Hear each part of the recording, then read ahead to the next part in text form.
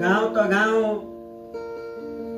अब मंदिर में भी चोरी होखे लागल। एकदम एकदम भैया।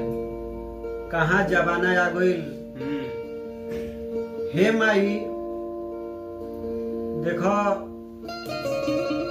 जल्दी सहाय होख, तो पापियन के नाश कर माई। ओकनी के अत्याचार बहुत बढ़ल जाता, पापियन के एकदम नाश कर।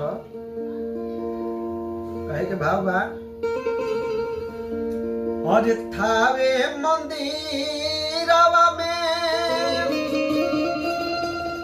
अरे मुकुट भर